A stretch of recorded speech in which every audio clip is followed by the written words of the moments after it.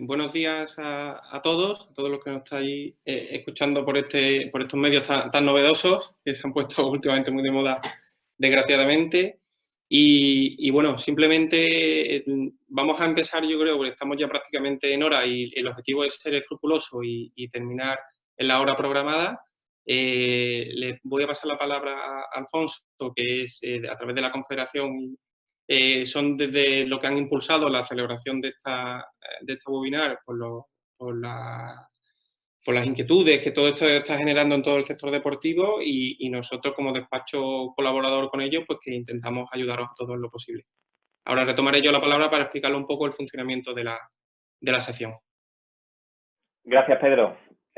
Buenos días o buenas tardes ya a todos y a todas. Soy Alfonso Escribano, presidente de la Confederación Andaluza de Federaciones Deportivas. Durante estos días hemos ido resolviendo de forma particular consultas que nos han ido realizando a través de la Oficina de Atención a Clubes. Por ello, los profesionales de la CAF, entre ellos, surgió la idea de organizar este webinar para aquellas federaciones y clubes deportivos que tienen inquietudes, que tienen dudas, conjuntamente con el área de deporte y ocio de Montero Aramburu Abogados, que como sabéis es colaborador nuestro y despacho de relevancia en todo el país. Estamos viviendo una situación que no es fácil y que ha provocado que se dicten medidas excepcionales que tratamos de digerir con muy poco tiempo y que nos deja entrever un panorama con mucha incertidumbre. El objetivo principal de esta jornada es tratar de aclarar dudas, las dudas más frecuentes que habéis mandado y que hemos tratado de sintetizarlas a darles cabida en este espacio de tiempo, que entendemos que debería ser más, pero bueno, ya de forma particular seguiremos resolviéndolas a cada uno. Quería pediros un esfuerzo adicional y una reflexión porque trasladéis al colectivo de socios y usuarios que tenéis en vuestras entidades un poquito de dosis de optimismo y de solidaridad con el deporte y con vuestras entidades. Un sector que en estos momentos convulsos siempre tiene el coraje de transmitir estos valores para salir adelante. Agradecemos a nuestro colaborador Montero Aramburu su disposición y esperamos que podamos resolver todas aquellas cuestiones que nos habéis planteado. Le doy paso ahora a Pedro, que es el coordinador del área deportiva del despacho y que actuará de moderador durante esta presentación. Muchísimas gracias y por vuestra asistencia. Deseo que cumplan vuestras expectativas. Gracias. Sí, muchas gracias, Alfonso. Nada, simplemente por entrar rápidamente en materia, en primer lugar, desde Montero Aramburu Abogados, queremos agradecer a la Confederación esta oportunidad de colaborar y participar en la iniciativa con el único propósito de ayudar en la medida de lo posible a todos en esta situación tan complicada. Por supuesto, agradecerle a todos ustedes su interés y su presencia, como decíamos antes, virtual en esta ocasión, y esperemos que pronto pase todo y pueda ser presencial y darnos un abrazo, ¿no? Dicho esto, les trasladamos que, como bien planteaba Alfonso, hemos tratado de resumir aquellas cuestiones que nos habéis solicitado. El objetivo es que el seminario o el webinar sea lo más práctico posible y, por lo tanto, hemos agrupado las distintas consultas para que se han planteado de forma recurrente para intentar darle una respuesta. Así, y por plantearle brevemente un índice de cómo abordaremos la sesión, en primer lugar, hablaremos de los aspectos administrativos y contractuales, de las cuestiones que se han planteado, que lo resolverá nuestro compañero Rodrigo Gallego, del área de entretenimiento, especialista en Derecho Administrativo y Contractual, en el que abordaremos pues, toda temática de subvenciones, plazo de justificación de esas subvenciones, los posibles efectos de la pandemia en la convocatoria actual, todo el tema de la devolución de cuotas a los socios, que ha mostrado muchísimo interés, y también el tema de posibles devoluciones de las cuotas de los seguros. En un segundo momento, nuestra compañera Irene Portillo, especialista en Derecho Mercantil y adscrita también al área de Entretenimiento y Deporte, pues analizará todo lo que las cuestiones que se han planteado respecto a las ayudas financieras, que puedan ser de utilidad a las entidades deportivas, y posibilidades moratorias en préstamos bancarios, así como todas aquellas cuestiones que sí que ha habido bastantes también, relativa a la celebración de las asambleas por medios telemáticos, convocatorias, funcionamiento, adopción de acuerdos y demás. Eso ha generado bastante casuística y hemos tratado de concentrar todas esas preguntas para darles una respuesta. En un tercer momento, mi compañera Esperanza Alcaraz, del Departamento especialista en Derecho Laboral, también adscrita al departamento, pues analizará cuestiones relativas a la terminación de contratos de obra y servicio durante el estado de alarma, la necesidad o las cuestiones relativas al acceso de instalaciones en este estado de alarma para mantenimiento de las mismas y cómo eso puede afectar, y la problemática de los tan famosos ERTEs, tan de moda, desgraciadamente, en esta situación. Y por último, en un cuarto apartado, yo analizaré todo lo que es la parte relativa o las cuestiones que se han planteado respecto al tema fiscal, las medidas de solicitud de aplazamiento aprobadas por el Gobierno, así como algunas cuestiones que se han planteado respecto al tema de licencias. Tras esto, y como hemos dicho, vamos a intentar adaptarnos lo máximo posible al tiempo estipulado, que es 1 hora, para no hacer esto difícil de digerir, ¿no? Pues bueno, tras eso abriremos, si da tiempo, un turno de preguntas en el que ustedes pues, puedan plantear dudas de las cuestiones que se han hablado o alguna otra pregunta adicional, que lo abriremos para que esto no se convierta en una situación caótica mediante el chat, en el cual se podrá escribir indicando al ponente al que va dirigida esa pregunta. Y finalmente cerraremos la sesión. Yo insisto, en ese turno de preguntas lo abriremos exclusivamente en función de cómo vayamos con el tiempo. Si vemos que llegamos al tope máximo y sigue habiendo interés, yo desde aquí brindo la oportunidad de próximas fechas pues repetir esta iniciativa y abordar otras series de preguntas que hayan podido quedar en el aire y que no hayan podido solventar. Sin nada más, dejo de dar la lata yo y le doy paso a mi compañero Rodrigo, que abordará la primera de las cuestiones. Bueno, muchas gracias, Pedro. Muy buenos días a todos. Comenzar lo primero con un agradecimiento, por supuesto, a la Confederación Andaluza de Federaciones Deportivas por darnos la oportunidad de contactar con todos vosotros y por tratar, digamos, de aclararos las diversas dudas que os están surgiendo, digamos, en estos días de tanta incertidumbre para todos, ¿no? Y poder aclarar pues las diversas dudas legales que en mi caso concreto tienen que ver sobre todo por lo que he podido ver hasta ahora con el tema de las cuotas, ¿vale? Que ha sido una cuestión que se ha formulado de manera recurrente por la mayoría de vosotros. Así que nada, enviaros un saludo virtual y agradeceros la presencia. Por supuesto, como decía Pedro, cualquier tipo de duda o aclaración que podáis necesitar a posteriori, cuando terminemos las exposiciones, todos los compañeros pues nos las podéis plantear de manera virtual e incluso si queda cualquier cuestión pendiente, pues por supuesto podéis contactar con nosotros a posteriori, os facilitaremos correo electrónico, etcétera, y nos las podéis plantear para una mayor claridad. Lo primero de todo quería comenzar con una salvedad o aclaración, ¿vale? Y que tiene que ver sobre todo con deciros que estamos en una situación excepcional, en una situación extraordinaria, anómala y sin precedentes, ¿vale? Con lo cual no podemos anticipar con certeza qué respuestas podrán dar los tribunales o la administración a muchas de las cuestiones y de las dudas que nos planteamos todos en estos días, ¿vale?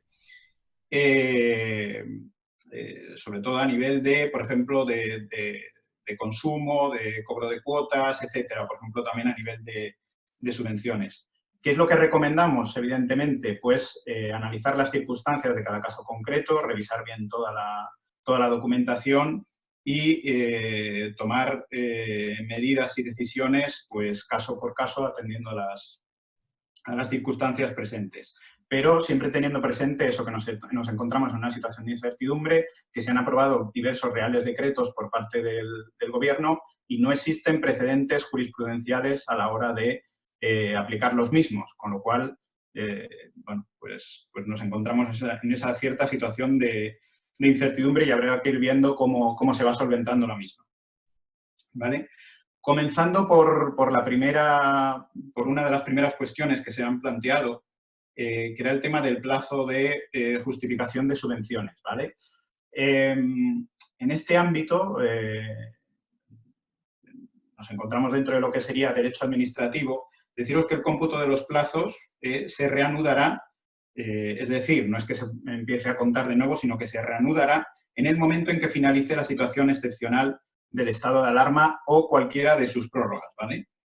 Desde ese momento se dispondrá de los días que resten de plazo una vez que ya se hubieran descontado los que hubieran transcurrido hasta el día 14 de marzo, ¿vale?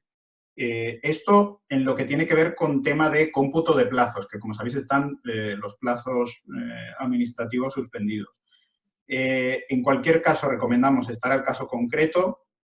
Por supuesto, en todo lo que tiene que ver con ayudas y subvenciones, contactar con la Administración y mantener, que entiendo que ya la Confederación está adoptando esa medida o esa cautela, hacer un seguimiento con ellos de la situación, buscar todo tipo de ayudas económicas e incentivos fiscales que puedan ayudar a paliar los efectos de esta crisis sanitaria, una vez que pase este estado de alarma. Y en todo lo que tiene que ver con bases de convocatoria, subvenciones, habrá que estudiar cualquier tipo de modificación de las mismas que se pueda plantear en breve, atender a los textos concretos y, bueno, como comentábamos en los últimos días y horas, seguramente, como esto va a ser una cuestión bastante compleja, se analizará de manera pormenorizada, incluso podría ser objeto de un webinar posterior y específico sobre la cuestión, ¿vale?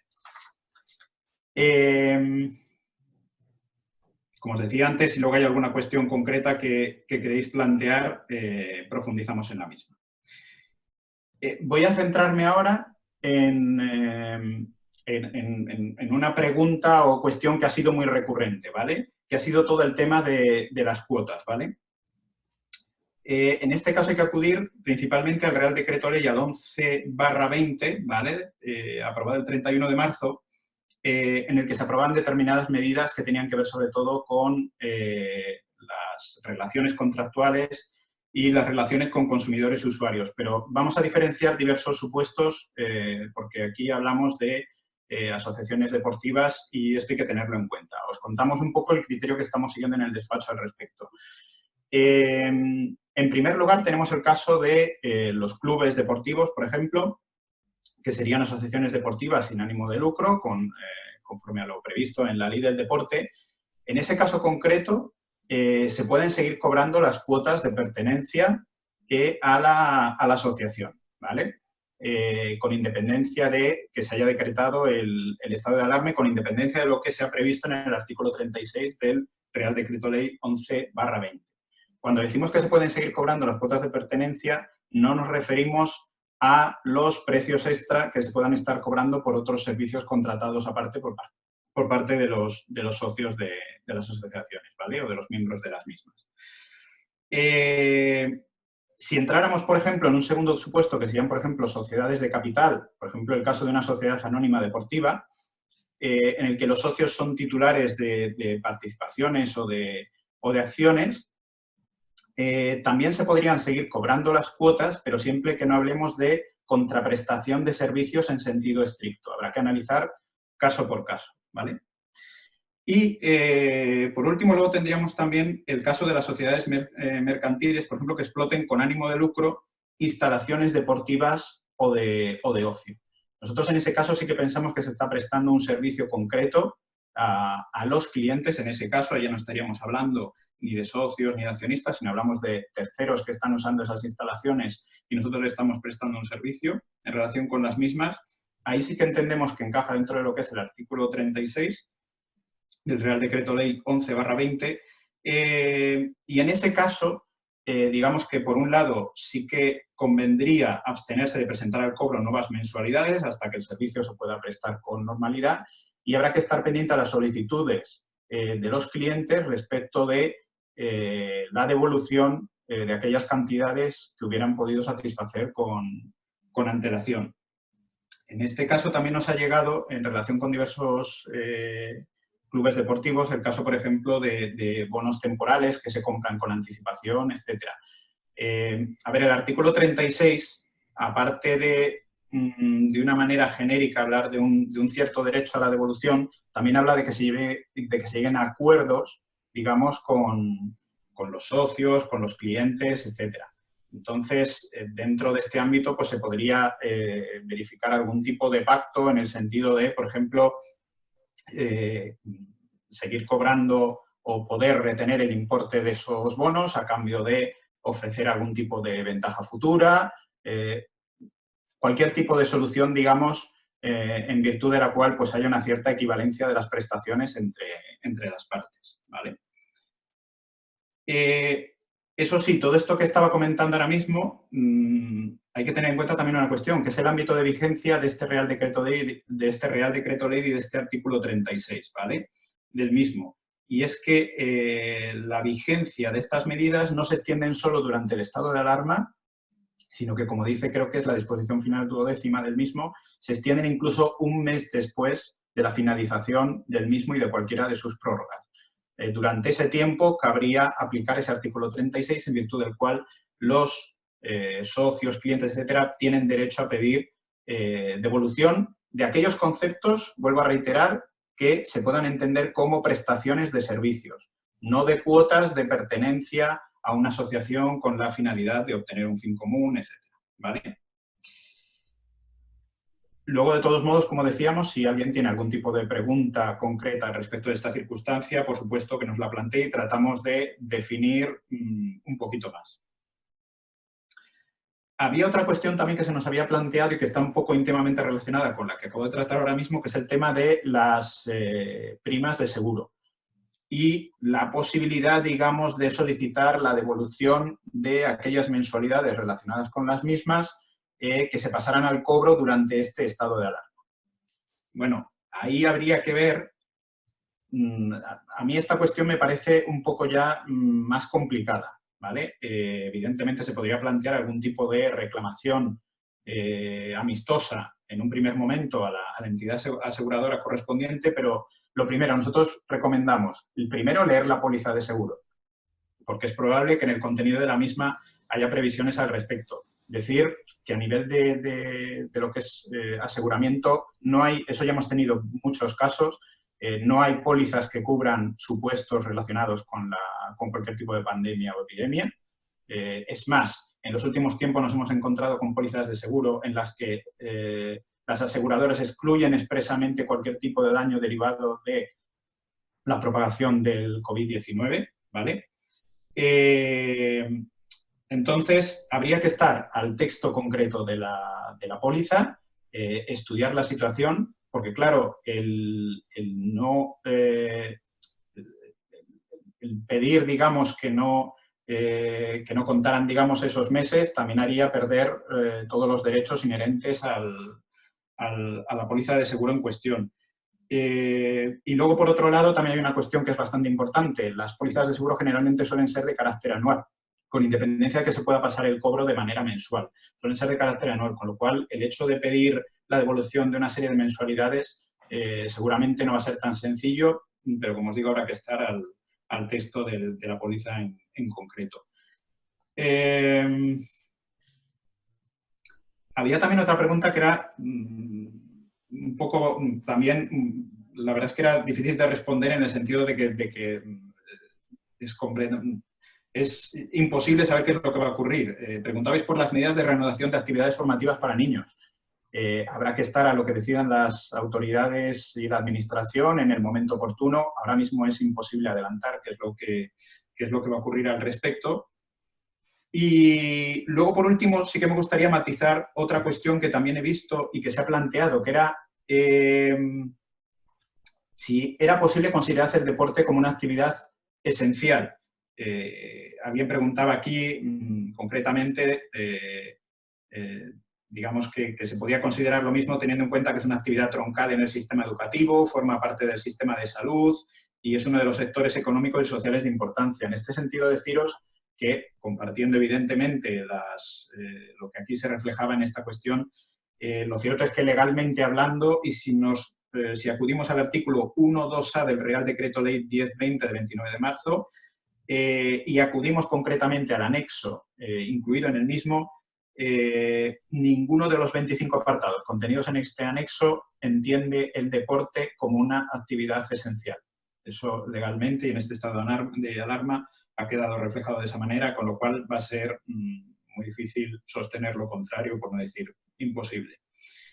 Dicho lo cual, cedo la palabra al resto de mis compañeros y reitero que si alguien tiene alguna cuestión específica sobre lo comentado ahora mismo, que la plantee luego y tratamos de resolver las dudas se presenten. Muchas gracias. Sí, gracias, Rodrigo. Pasamos ahora a las cuestiones de tipo mercantil asociativo y le cedo la palabra a mi compañera Irene Portillo. Bueno, buenas tardes a todos y en primer lugar muchísimas gracias a la Confederación por brindarnos esta posibilidad de contactar con todos vosotros y daros algunas ideas, algunos consejos para la situación tan atípica que estamos viviendo, ¿no? Como decía mi compañero Pedro, voy a intentar sintetizar en poco tiempo todas las dudas y consultas que nos habéis lanzado, sobre todo relativas a las medidas financieras y ayudas financieras que pudieran tener vuestros clubes y federaciones, así como todas las dudas que tenéis, que son bastante usuales en relación a las reuniones telemáticas de los órganos, ¿vale? Porque para ambas cosas el gobierno, tanto estatal como autonómico, ha dictado medidas en este sentido, ¿vale? Respecto a las medidas financieras, pues efectivamente, como decía, se ha regulado bastante y los clubes y federaciones deportivas como asociaciones se pueden acoger a estas medidas. ¿Por qué aclaro esta cuestión? Porque pudiera surgir la duda de si los clubes y federaciones deportivas, al tener la forma jurídica de asociación y, por tanto, no tener ánimo de lucro, pudieran no ser consideradas empresas y, por tanto, no se pudieran acoger a estas medidas, ¿vale? Esta duda hay que despejarla y, además, ha sido despejada. Es decir, las asociaciones, siempre que tengan una actividad económica, entendiéndose por actividad económica la venta de productos y servicios que efectivamente hacéis a través del cobro de cuotas, ¿no? Pues se entiende que son empresas. Entonces, al ser empresas, con independencia de la forma jurídica que tengan y por el hecho de no tener ánimo de lucro, se entiende que son empresas y, por tanto, se pueden acoger a estas medidas, ¿vale? Aclarada esta pequeña cuestión previa, paso a explicaros el carácter de estas ayudas, ¿vale? Os explico solo las medidas a las que efectivamente se pudieran acoger estos clubes y federaciones deportivas, porque hay muchas más para empresas y pymes, ¿vale?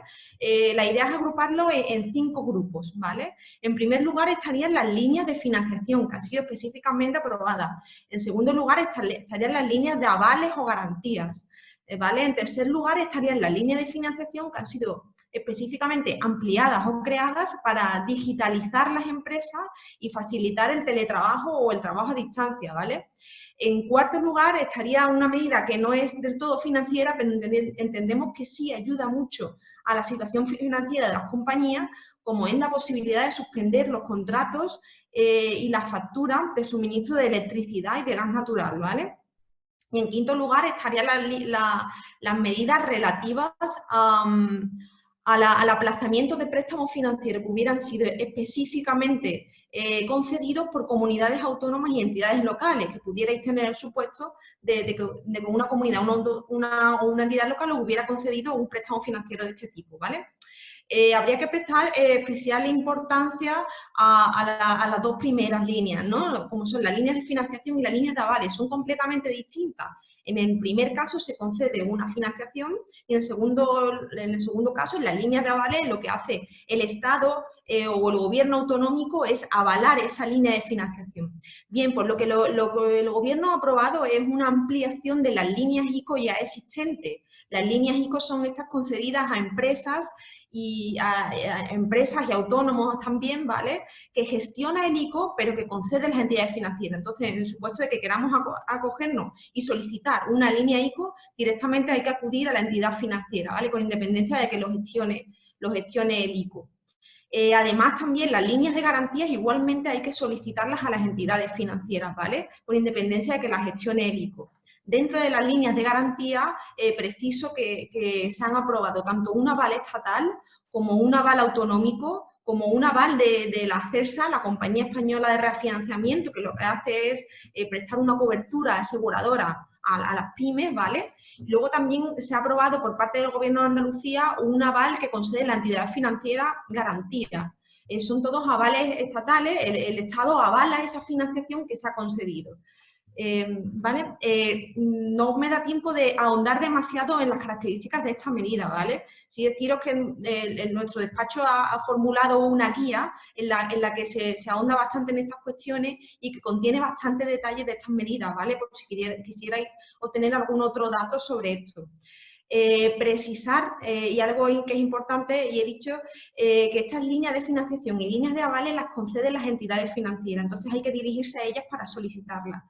Esto implica también el hecho de que no solo hay que cumplir los requisitos que el Gobierno ha aprobado para acceder a esas líneas de financiación, sino que también hay que cumplir los requisitos de las propias entidades financieras ponen para la concesión de estas medidas, ¿vale? Es decir, las entidades financieras tienen sus propias políticas de riesgo y hay que cumplir con estas líneas. La única ventaja que habría aquí, y es que en las líneas ICO de financiación, con independencia de que la entidad financiera ponga sus requisitos, la entidad financiera siempre debe respetar la TAE máxima que sí fija el ICO, ¿vale? El Instituto de Crédito Oficial. Esta TAE máxima la prueba el ICO, la debe respetar la entidad financiera y agrupa un tipo de interés y la comisión inicial. La comisión inicial que se presta cuando se concede esa financiación, ¿vale? Entonces, como decía, están este grupo de 5 líneas de financiación y avales y se lo conceden las entidades financieras, hay que dirigirse a ellas para solicitarlas. De alguna forma, las entidades financieras al final tienen la sartén por el mango en el sentido de conceder estas líneas en un sentido u otro, ¿vale? Por independencia de que el Gobierno las haya regulado. Y además dar una nota también de que se pueden acabar estas líneas, ¿vale? La concesión, la ampliación del presupuesto de las líneas ICO es limitado y pudiera terminarse. Las líneas ICO se pueden pedir durante todo el año 2020, pero pueden acabarse. Las líneas de avales sí tienen un plazo determinado y solo se pueden pedir hasta el 30 de septiembre de 2020. Las estatales, que son ahora mismo las que están reguladas. El Gobierno de Andalucía todavía está pendiente de desarrollar bastante más estas líneas de garantía, ¿vale? Una vez tratado el tema de las medidas financieras que han sido específicamente aprobadas por los gobiernos para paliar esta situación, dar una nota también respecto a aquellas financiaciones que tuvieran ya concedidas los clubes y federaciones deportivas y que supusiera de difícil cumplimiento dada la situación de impago de cuotas o de suspensión de cuotas, ¿no? Bueno, aquí decir que los gobiernos específicamente no han desarrollado nada para esta situación, ¿vale? Por lo que la opción que quedaría es acudir a la entidad financiera y poder negociar con la entidad la posibilidad bien de concesión de un nuevo préstamo o bien la renegociación y refinanciación de esta línea ya concedida, con la posibilidad de conceder un año de carencia, la posibilidad de cambiar el plazo de duración, cambiar las condiciones en definitiva. Y esto puede suponer que la entidad financiera a cambio solicite una serie de medidas como pueden ser garantías adicionales, ¿vale? Paso, si os parece, para no agotar de todo el tiempo, a hablar sobre las reuniones telemáticas, que es algo que os preocupa también demasiado, dado que es imposible reunirnos presencialmente. ¿Qué podemos hacer? ¿Cómo pueden nuestros órganos seguir funcionando y seguir adoptando acuerdos? ¿Vale? Pues decir que se ha regulado específicamente sobre esto y los órganos de gobierno y representación de las asociaciones tienen 3 posibilidades, ¿vale? 3 posibilidades que específicamente ha desarrollado el Gobierno para esta situación, ¿vale? Sería, en primer lugar, desarrollar una reunión telemática mediante videoconferencia, donde hay una transmisión de imagen, ¿vale? En segundo lugar, estaría la posibilidad de llevar a cabo una reunión telemática mediante conferencia telefónica múltiple. En este caso no hay imagen, sino sonido, ¿vale? Y todos los miembros hablan a la vez, ¿vale? Y en tercer lugar, está la posibilidad no de llevar a cabo una reunión, sino directamente proceder a la votación de acuerdo mediante un sistema de votación por escrito y sin sesión. Esto se regulaba antes para los consejos, está regulado para los consejos de administración de las sociedades de capital. Y ahora, en esta situación, se da la posibilidad de que los órganos de gobierno también, de asociaciones, también puedan acogerse a este sistema, ¿vale? Respecto a las 2 primeras, a las reuniones telemáticas mediante videoconferencia y la reunión mediante conferencia telefónica múltiple, ¿vale? Deben de darse 4 requisitos. Los explico rápidamente. En primer lugar, es que todos los miembros del órgano dispongan de los medios necesarios para llevar a cabo esa reunión telemática. Los medios necesarios no tienen que ser de todo complejo. La verdad es que basta con tener un teléfono móvil que tenga una conexión a Internet. Esto nos permitirá descargar multitud de aplicaciones que hay que nos permiten llevar a cabo una videoconferencia, ¿vale? En segundo lugar, las tres restantes atañen directamente al secretario, ¿vale? En segundo lugar, como decía, el secretario tiene que poder reconocer la identidad de todos los participantes de la reunión, ¿vale? Identificarlo bien mediante la imagen, bien mediante el sonido y la voz, ¿vale? En tercer lugar, el secretario debe de constatar y dejar en el acta expresar que reconoce la identidad, ¿vale? Debe dejarlo expresamente identificado en ese acta que redacte. Y en cuarto lugar, el secretario debe de enviar inmediatamente termine la reunión por correo electrónico a todos los miembros ese acta, ¿vale? No se dice nada de cómo debe ser ese acta. Nosotros entendemos que el acta que el secretario debe de enviar inmediatamente finalice la reunión es el acta ya leída y aprobada en la propia reunión, ¿vale? Por lo que se termina la reunión, se lee el acta, es objeto de aprobación y una vez termina la reunión, pues se envía el acta a todos los miembros, ¿vale? Decir que en cumplimiento de estos 4 requisitos y además de todos los requisitos que establezcan los estatutos y la normativa aplicable, estos acuerdos que se adopten en reuniones telemáticas son perfectamente válidos y legales. Tienen la misma validez que un acuerdo que se adopte en una reunión presencial. ¿De acuerdo? Pues paso a explicar el tercer procedimiento, que no es de una reunión, pero sí es una posibilidad que se puede utilizar, y es la de adoptar acuerdos mediante un sistema de votación por escrito y sin sesión.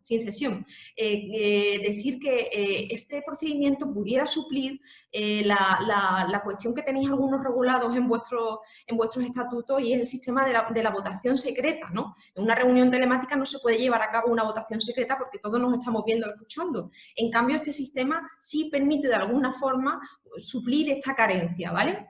Decir que el procedimiento de votación por escrito y sin sesión debe darse necesariamente, y así expresamente lo ha regulado el Gobierno, ¿vale? Debe darse expresamente cuando bien el presidente así lo decida, o en segundo lugar cuando al menos 2 de los miembros del órgano expresamente lo soliciten. Si lo solicitan, el presidente y el secretario deben de poner en marcha este procedimiento de votación por escrito y sin sesión, ¿vale? ¿Cómo se lleva a cabo este procedimiento por escrito sin sesión? Pues muy sencillo. El secretario, por indicación del presidente, envía una carta a todos los miembros. Esta carta se puede enviar bien por correo postal o por correo electrónico o por ambos medios, ¿vale? Siempre recomendamos utilizar el correo electrónico porque por las ventajas de la inmediatez que dispone, ¿vale?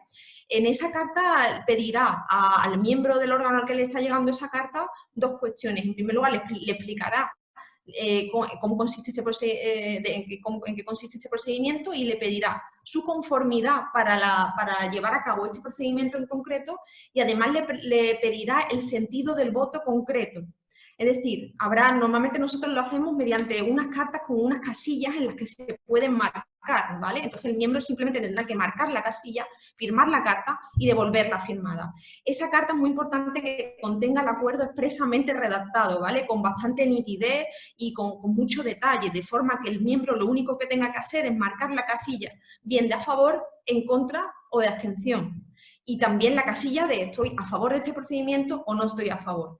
Esa carta, una vez llega al miembro, debe ser contestada en un plazo máximo de 10 días. 10 días desde que la recibe. En cambio, en caso de que se pase de ese plazo máximo de 10 días, pues se entenderá que no ha participado en la votación. No se le podrá tener en cuenta efectos de mayoría, ¿vale? Este procedimiento, como decía, pudiera suplir la posibilidad de la votación secreta que algunos reunir, porque la carta solo le llegará al secretario, al presidente. Esa carta firmada y contestada por el miembro no debe de llegar al resto de miembros. Sería una falta de diligencia, ¿no? Entonces, sí, hacer bastante precisión en que este procedimiento solo se puede llevar a cabo siempre que todos los miembros estén de acuerdo, es decir, que nadie se haya opuesto a la celebración, a la votación por escrito y sin sesión, ¿vale? Si alguien marca la casilla de que no está a favor, no es posible celebrar esto. Una vez al secretario le lleguen todas las cartas, tan sencillo como redactar el acta y tener el acuerdo por adoptado o por no adoptado, ¿vale? Las desventajas de este procedimiento de votación y por escrito y sin sesión, la desventaja es que no hay un debate previo. En cambio, en las reuniones telemáticas sí hay un debate previo. ¿Qué es lo que os sugerimos? Pues os presentamos la posibilidad de que combinéis ambos medios. Es decir, se pueden llevar a cabo reuniones telemáticas convocadas conforme a los estatutos, donde haya un cierto debate respecto a los acuerdos, pero finalmente no se adopta ningún acuerdo. Una vez termine esa reunión telemática, pues se envía la carta en la que se pida a los miembros el sentido del voto, ¿no? Y se contesta esa carta y ya estaría el acuerdo adoptado. Ojo, con el riesgo de que algún miembro diga que no está de acuerdo para llevar a cabo ese procedimiento de votación por escrito y sin sesión. Pero bueno, al menos así podríais disponer de ambos medios. Disculpar que no haya podido ahondar demasiado en todas las cuestiones, pero he intentado dar las ideas más importantes que nos habéis lanzado en vuestras consultas. Paso la palabra al resto de mi compañero. Gracias, Irene. Pasamos ya a las cuestiones de ámbito laboral y le cedo la palabra a Esperanza Alcaraz.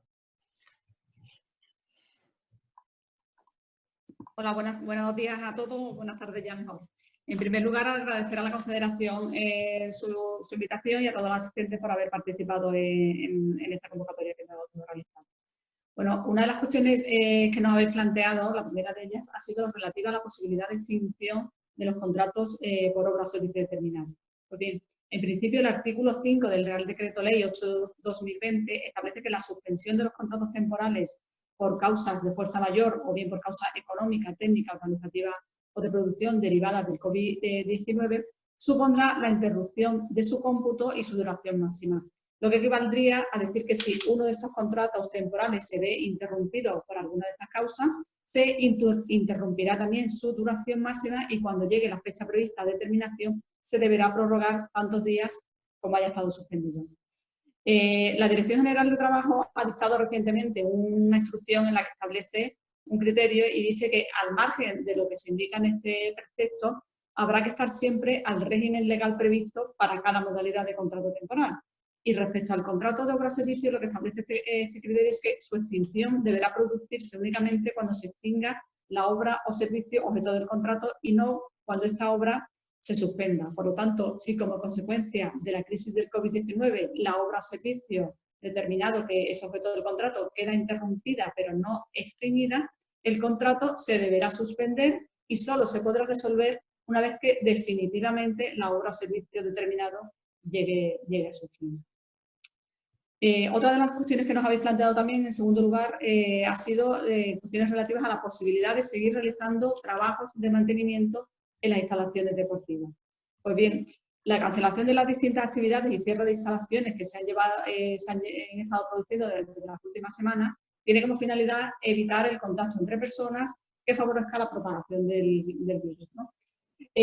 Todo este conjunto de medidas que se están adoptando por parte del Gobierno tienen como finalidad no solamente evitar la cadena de contagios, sino también minimizar el impacto económico que va a tener esta situación y pretenden también favorecer la reanudación de las actividades una vez que pase toda esta situación. Por ello, aunque se haya establecido el cierre de instalaciones deportivas, se podrán seguir realizando todas aquellas tareas que resulten imprescindibles para un mínimo mantenimiento de las instalaciones, siempre que se pueda acreditar que la falta de realización de esas actividades mínimas de mantenimiento supondría el deterioro definitivo e irreparable de las instalaciones y, en consecuencia, la imposibilidad de reanudar esa actividad empresarial que se lleva a cabo en dichas instalaciones, ¿no? Por lo cual, si se acreditan estas circunstancias, se podrán realizar esas tareas de mantenimiento para garantizar que después de toda esta situación se pueda volver a la normalidad y la empresa pues, no tenga que cerrar por el deterioro definitivo de sus instalaciones.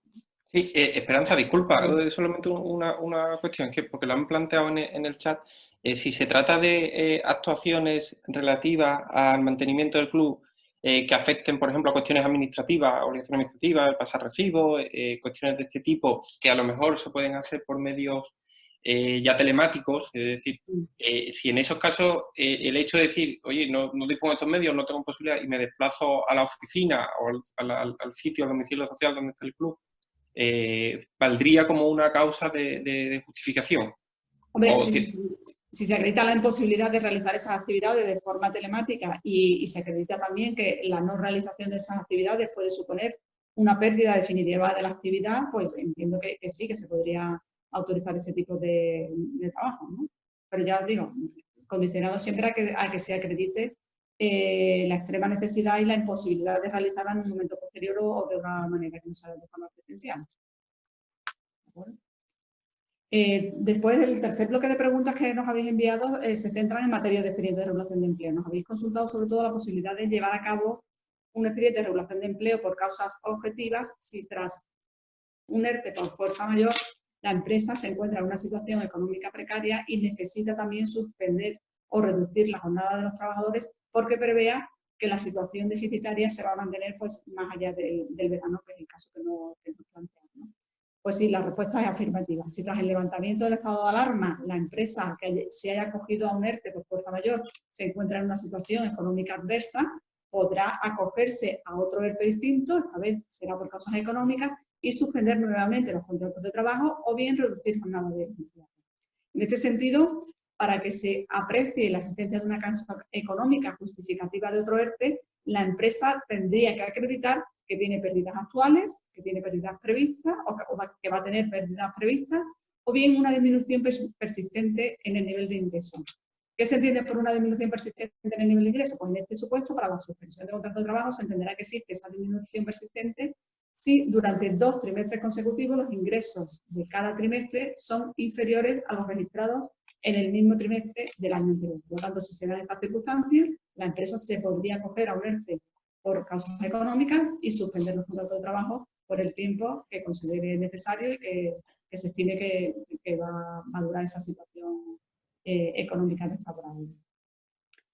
Otra de las cuestiones que nos habéis planteado respecto a los ERTEs es qué es lo que ocurre con los expedientes de regulación temporal de empleo que se están estimando por silencio positivo, y si se puede considerar que en esos casos se ha validado el ERTE o por el contrario, si esos ERTE se pueden revisar. Pues bien, cuando se presenta un ERTE por fuerza mayor, si la Administración en el plazo de 5 días no responde, se entiende que la Administración da por buena la existencia de fuerza mayor justificativa de la suspensión o la extinción o la reducción de jornada. Ahora bien, todos los ERTEs, tanto los que se van a estimar por silencio positivo como los que se estiman por resolución expresa, todos los ERTEs y los actos de reconocimiento de prestaciones por desempleo pueden ser revisados por inspección. De hecho, la propia Inspección de Trabajo ya lo está advirtiendo, se van a revisar los expedientes de regulación de empleo. En este sentido, además, la disposición adicional segunda del Real Decreto 9 de 2020 prevé que si se detecta que la solicitud de la empresa contiene datos falsos o incorrectos o se refieren a medidas que no resultan necesarias o no tengan conexión suficiente con la causa, se podrá sancionar a la empresa siempre que tal actuación de la empresa haya dado lugar a la generación de prestaciones de desempleo indebidas. En este sentido, creo que es interesante destacar que uno de los criterios que nos ha llegado por parte de la Inspección de Trabajo respecto a los ERTE por fuerza mayor establece que para apreciar la existencia de causa de fuerza mayor en un ERTE no solamente es necesario que se acredite la falta de actividad como consecuencia del COVID-19, sino también la falta de ingresos, puesto que si a pesar del cierre al público de las instalaciones el nivel de ingresos se mantiene porque los socios sigan abonando sus cuotas, no habría causa para llevar a cabo un ERTE, puesto que esta situación sería un enriquecimiento injusto para la empresa que se seguiría beneficiando del cobro de las cuotas y no tendría que pagar salarios ni seguros sociales durante este periodo. Con lo cual, esa es una de las cuestiones que se va a tener en cuenta a la hora de revisar todos estos expedientes que se están llevando a cabo.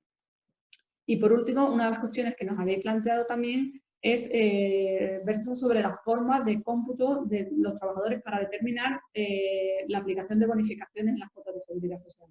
En este sentido, el artículo 24 del Real Decreto 8 de 2020 establece una exoneración de cuotas de seguridad social para las empresas que apliquen un expediente de regulación temporal de empleo por fuerza mayor. Y esa exoneración de cuotas varía en función del número de trabajadores que tenga la empresa. Pues bien, las dudas que nos habéis trasladado es sobre si ese número de trabajadores que se tiene en cuenta es el de los trabajadores de la empresa o bien de los trabajadores afectados por el expediente. La respuesta es la primera. Para la aplicación de estas exoneraciones que se prevén en el artículo 24 del Real Decreto 8/2020, se debe tener en cuenta el número de trabajadores que tuviera la empresa a fecha 29 de febrero de 2020. Por lo tanto, el número de trabajadores afectados por el ERTE resulta indiferente a la hora de aplicar la exoneración del 75 o del 100% de las cuotas, puesto que lo que se tiene en cuenta, es el número de empleados que hubiese en la empresa el día 29 de febrero. Y por último, pensaba que esta era la última cuestión, hay una última cuestión que es la relativa al artículo 34 del Real Decreto Ley 8 de 2010, que establece una indemnización de daños y perjuicios por la suspensión de contratos públicos. Pues bien, conforme a este artículo, las empresas pueden percibir una indemnización por los salarios que hayan tenido que abonar a los trabajadores, y lo que se nos ha consultado es si en esos salarios se deben incluir únicamente los salarios de la empresa contratista o si también se deben incluir los salarios de la subcontrata.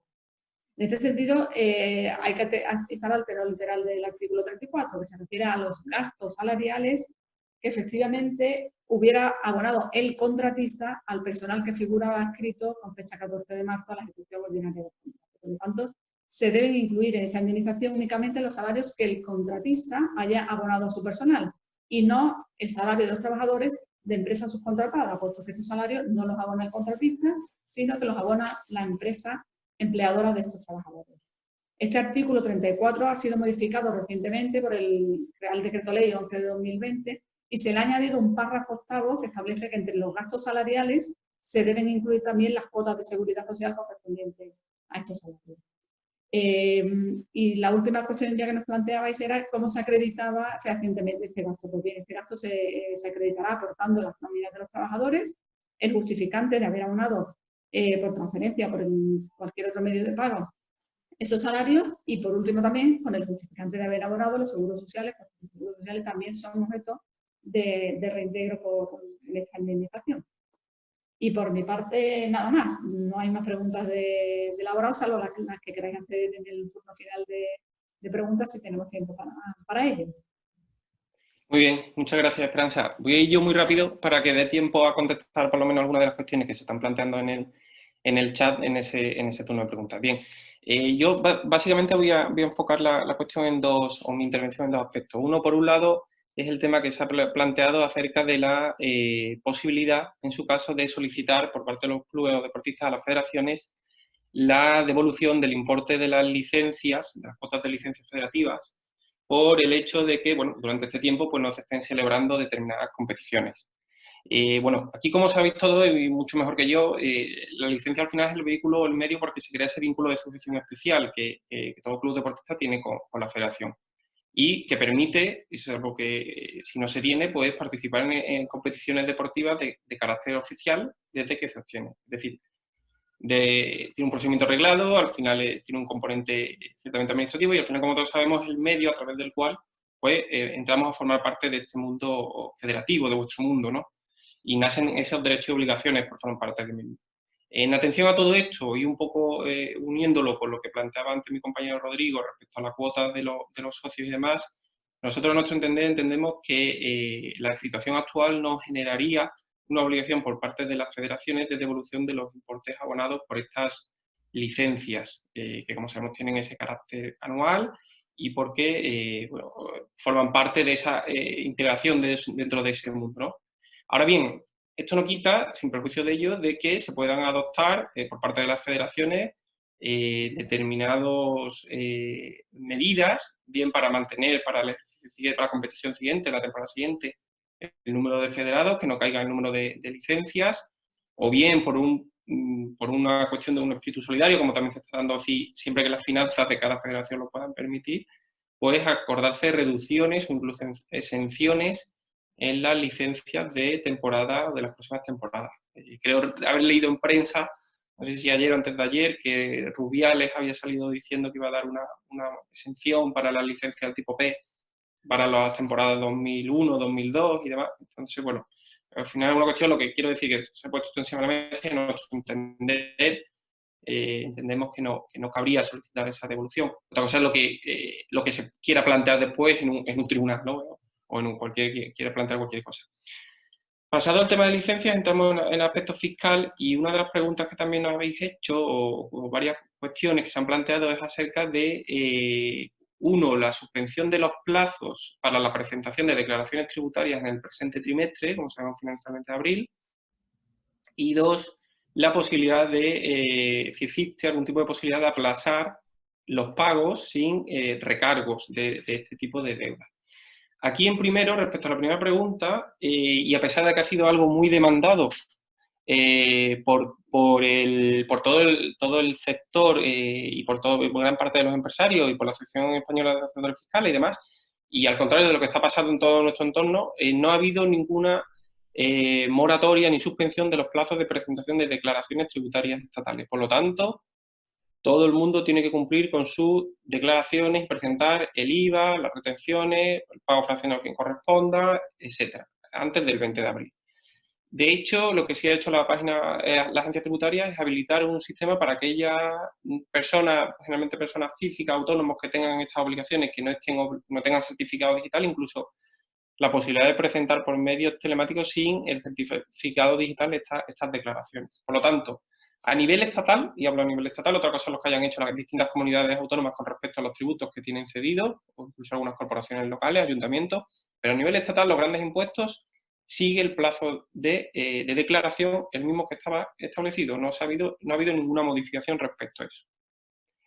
Siguiente punto respecto a la posibilidad de aplazar las deudas tributarias. Bien, aquí sí que ha habido una novedad importante y se estableció, fueron de las primeras medidas, además, que se establecieron, se fijaron en el decreto 7/2020, en el que se establecía la posibilidad de solicitar un aplazamiento del pago de las deudas tributarias derivadas de las declaraciones de IVA, retención y pago fraccionado.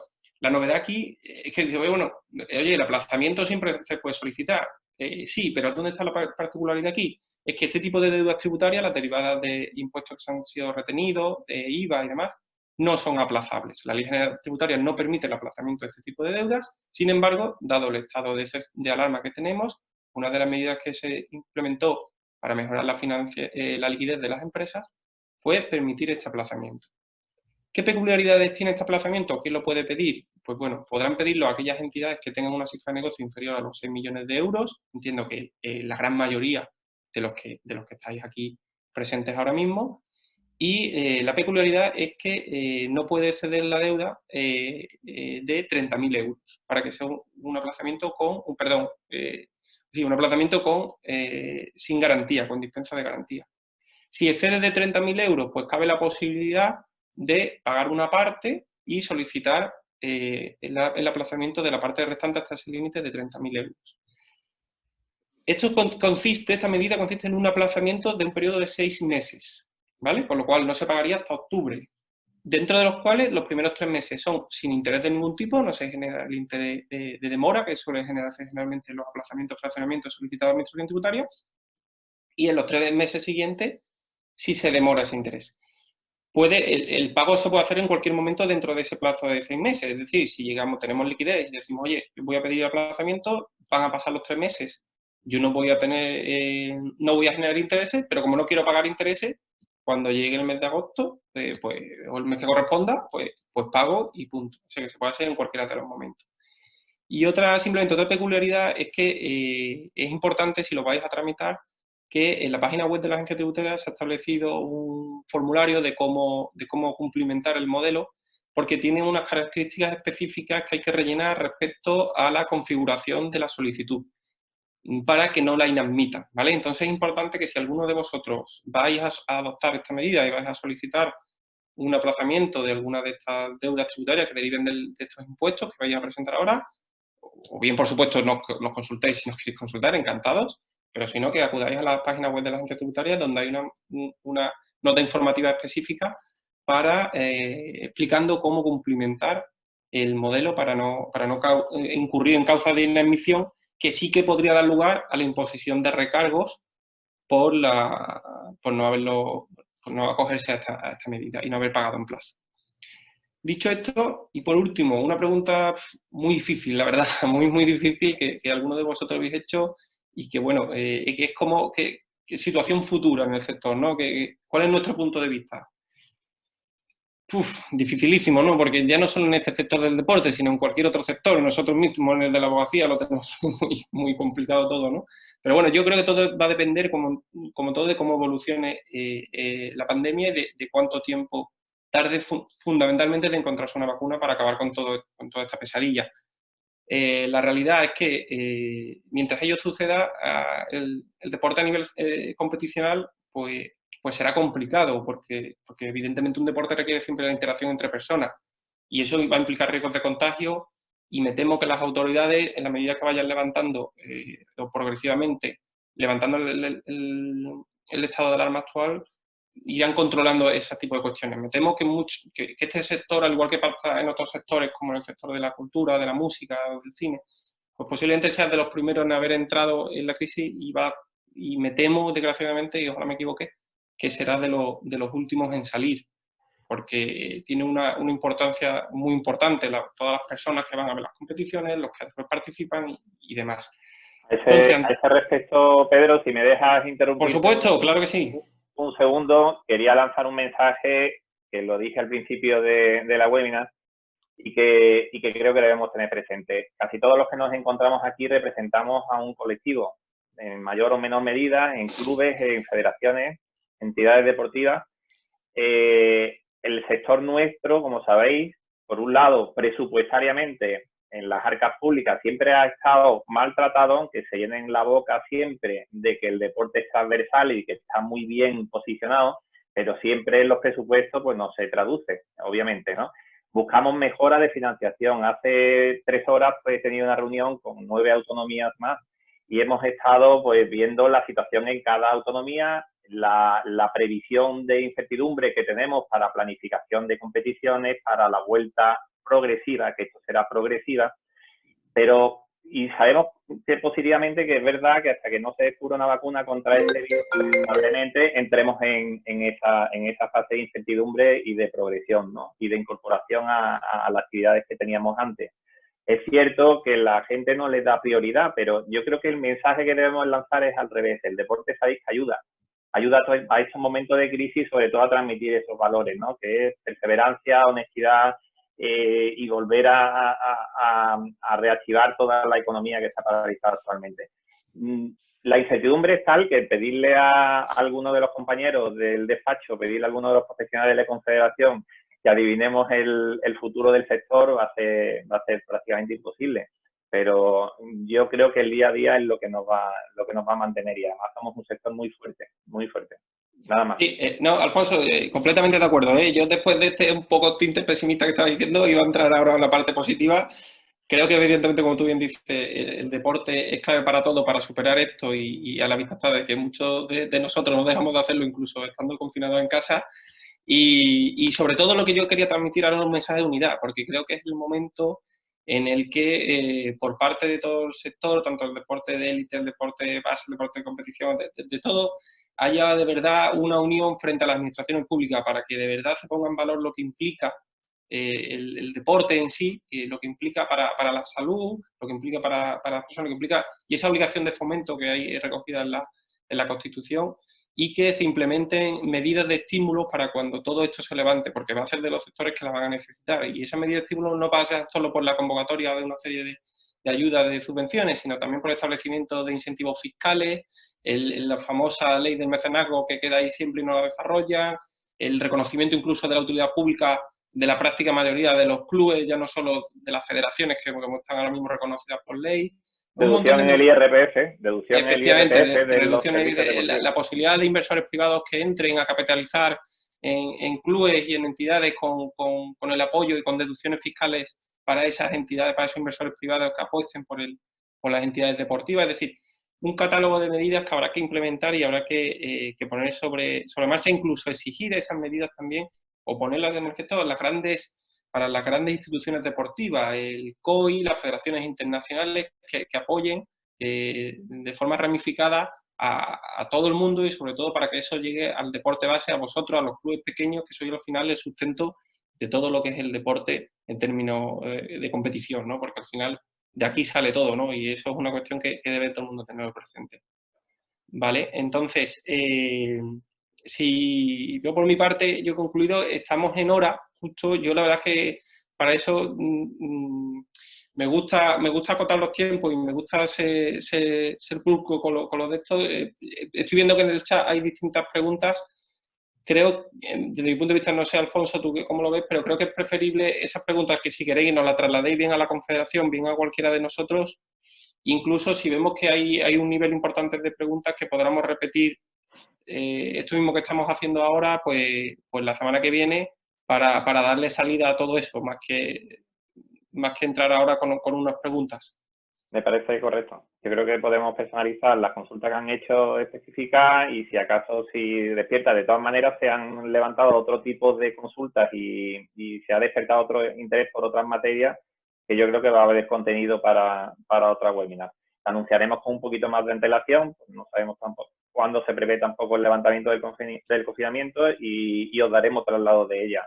Yo de nuevo, pues muchísimas gracias a todo el equipo. Darle las gracias también al artífice del área jurídica de Confederación, que ha sido el impulsor de esta webinar, a Cris Santos, y que creo que que nos va a decir algo, ¿no?, para cerrar la webinar, si te parece bien, Pedro. Sí, por supuesto. Nada, yo simplemente termino. Muchísimas gracias a todos los asistentes virtuales, a vosotros con contar con el despacho como Montero Aramburu Abogados para todo lo que necesitéis y por estar con este noviazgo que llevamos ya desde hace algunos años. Y, por supuesto, a vuestra plena disposición para todo y a los compañeros, a los ponentes, por atracarles también desde casa y por su maravillosa participación.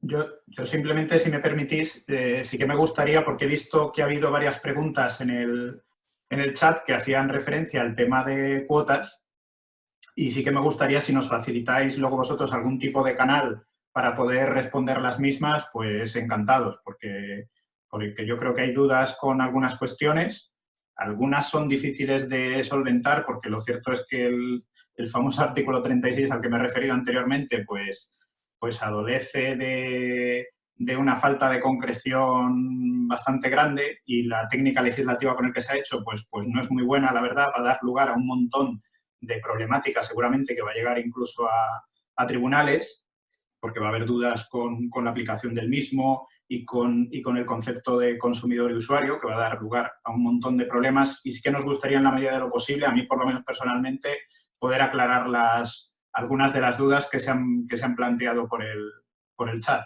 para que no quede nada sin resolver o sin responder. Perfecto, sí, yo termino ya. Si os parece, aquellos que habéis tenido dudas o incluso que hayan surgido otras diferentes o que tengáis otras nuevas, lo organizamos como lo hemos hecho ahora, bien a través del correo del despacho o bien a través de Crisanto del correo de la Confederación donde han ido llegando y volvemos a dar respuestas. Y ya, Crisanto, te cedo la palabra. Muchas gracias.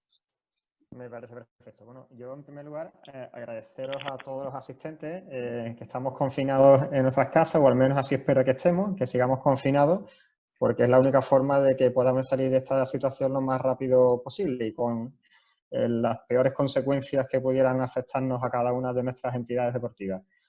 A vosotros, a Pedro, pues como siempre, muchísimas gracias, porque Montero Aramburu siempre está dispuesto. Como tú dices, el noviazgo es largo. Esperemos que algún día ese noviazgo se convierta en boda.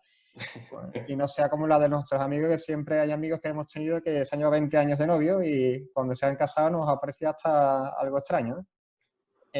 Bueno, pues agradecer, es verdad que las circunstancias actuales nos obligan a que muchas de las medidas que vamos adoptando sean muy precipitadas, como ha sido este webinar.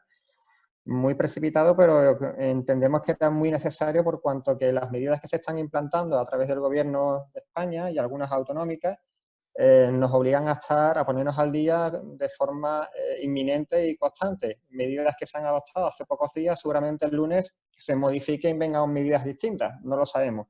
Pero sí es verdad que las medidas que se adoptan de forma inminente, las consecuencias jurídicas que se derivan son también inminentes.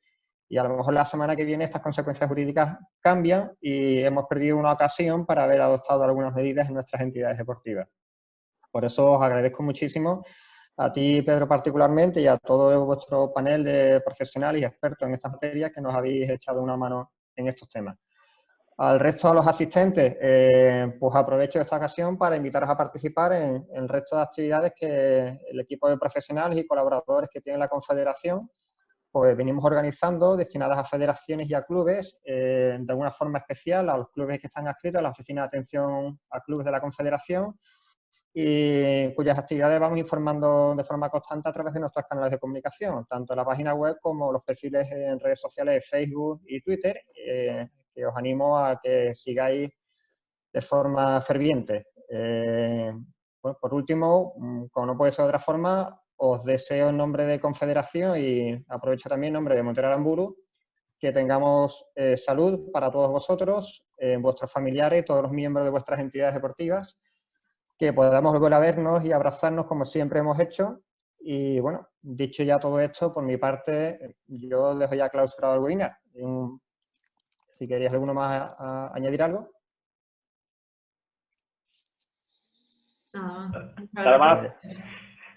Pues muchísimas gracias a todos. Gracias a todos. Un abrazo. Muchas gracias. Gracias, Crisanto.